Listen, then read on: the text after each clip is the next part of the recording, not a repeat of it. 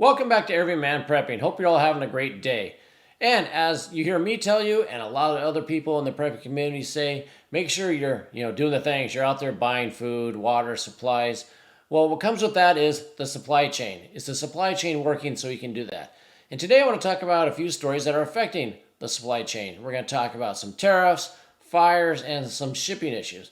I believe that if you keep up to date and you know the problems, you can adjust accordingly, adjust your plans if you think there's going to be issues either getting something or the cost of stuff. So that's why I want to talk to you today. Before we get into that, I want to thank everybody that's really helped out the channel. I'm a small channel trying to grow, so every time you hit the like and you comment and you share the video, it really helps. It's hard for small channels to fight the algorithm, fight the huge channels and all that to get our little videos out there, but we're growing. I appreciate everybody, and those that have subscribed recently, thank you so much. And if you haven't done so, please hit that subscribe and that notification bell. So that being said, let's look at the first article we have. This is one that we're going to talk about is tariffs. So, if the cost of stuff isn't expensive enough, it looks like the current administration is going to put a lot of tariffs on steel to make cans for canned foods, which for prepping is a major staple out there. Whether it's canned fruits, vegetables, meats, even canned water, whatever you're buying canned, it looks like it's going to get more expensive because the cost of steel. So this says the cost of soup is about to soar even higher. Trust me, it's not soup, it's anything in a metal can. So there's going to be new tariffs put on. Let's read really quickly what we got. It says new tariffs on food can metal from China, Germany, and even Canada. It says Chinese products will be subject to the highest tariffs of the three countries, a levy of 122.52%. What they're saying is that those three countries are dumping metal on the market, making it cheap and hurting the American steel industry. So they want to put tariffs on that, so you buy more American steel, less of that. But in the end, it's just raising prices for everybody. And inflation is bad enough, so I don't know if this is the correct time to get into a trade war, because what's going to happen, those countries might counter tariff. They might put tariffs on other parts of our goods. Then you start into, not only we have a trade war going, but we have a cold war going on with a lot of it, and we have a lot of hot wars out there, especially with China out there. Not so much with, of course, Germany and Canada, but with this stuff with China, do we want to get into a trade war along with everything else we have going on? But it says here, if applied aggressively, you could see a raise in prices of about 30% for canned food. So if you're out there, and this is the Campbell soup price over the years, you can see, they're projecting 2025, we're way over $1.20 a can, whereas just, 40 years ago or so, we're down here at 20 cents a can. You can really see the spike recently, but if you're going to get canned food, you need canned food, whether it's, like I said, fruits, vegetables, meats, soups, whatever. Even if you buy freeze-dried food in the number 10 cans, those are in metal cans also. All that price is going to go up with these tariffs. So if you can acquire it now, do so. If you were thinking about doing it in the future and you can do it now, you might want to do so as well. Just plan it out. And if you can do things sooner rather than later, it's probably worthwhile. So let's hit the next story here. We have here is an American food plant is the name of it. They had a huge fire. It's in Texas, and you can see the huge fire. It's a fertilizer plant. Fertilizer, of course, important for growing food, which we need, so we don't have as many food shortages. We already have a problem with wheat and some other things. The soybeans are doing okay. Corn seems to be pretty good, but we're going to get some good reports here in about 2 or 3 weeks to really see where we stand.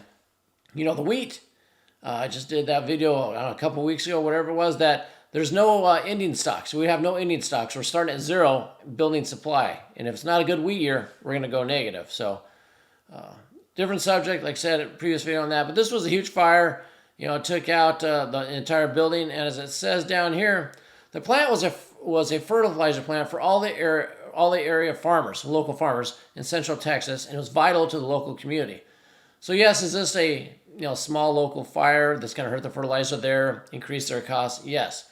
But this isn't just the only one. This is, there's multiple industrial, I don't know if we want to call it accidents, sabotage, but another one, hurting the food chain, food supply system, because if you don't have fertilizer, you're not growing food. Yes, it's harvest season, but farmers plant year round. They plan for next year. No fertilizer, less yield, less food for everybody. So keep that in mind when you're out there doing your food purchases. We already had the rice in India, cutting the rice off. So, it's just piling on. Lastly, what do we have here?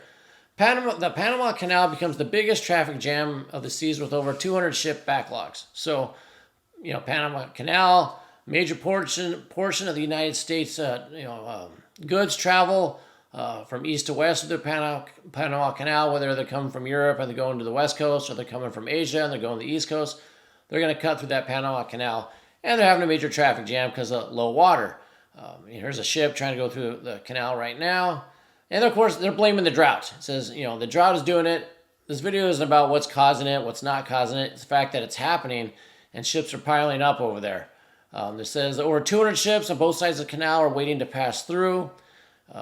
Ships crossings, as it says here, we're 32 a day, down from 36. That's only 4 a day, but after a month, you got extra 100 ships, passes up, piles up. And what happens when you pile up and you got delays? You got shipping costs. Not only are those ships not doing anything, but you got to pay more to go through the canal, it looks like, because we have down here, let me find it really quick, is we had 2 ships that couldn't book, and it was quite expensive. It means they couldn't book a passage through because of the backlog.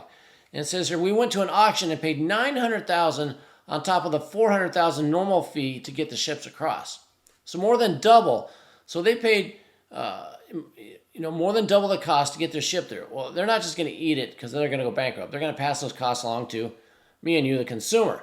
So this supply chain issue, it's going to affect mostly the Americas, mostly North America, South America, Canada, all those countries over the United States, and the countries in South America. It's going to affect them with prices because all that cost, all that delay, if things go bad, if it's, they're shipping food and it goes bad while it's waiting, we're going to be in trouble for that as well. It says they had to lower the water from 50 to 44 feet, and that means the massive ships have to dump their containers. They have to offload them or do something. That means goods aren't coming as quickly. They had to leave them behind. They're going to have to truck them on ground past then. I don't know. More expense, slower delivery. If you need stuff, get it. Let's look really quickly here. This is the Marine Traffic website. It's the live view. And you can see, there's a pile of ships on the, this side of it. Let me zoom out a little bit. And a pile of ships on the other side. And, as the more this, and you can see, I'll zoom out here, you can see the more marine traffic, but you can see how much goes through there. And if that slows down, like it says, it impacts our supply system. So those are the 3 I wanted to point out. There's plenty of other stories out there about supply chain issues. I want to point out that, it's not stopping, it's getting worse. So what do you do to plan accordingly? Like I said, well, you think if you got the extra cash now, you have the extra means to do it now, and you're going to wait till maybe winter time or some other time to do it, I don't know. Think about speeding up your time frame. As we go into the winter, into August, September, with things going around the world, sooner is better than later if you have the means. So that's my advice for you. Hopefully you got something out of this. Comment down below if you have anything to add or you have any questions. We'll address them in the community here. And until next time, keep your ear to the ground and head on a swivel. If it bleeds, we can kill it.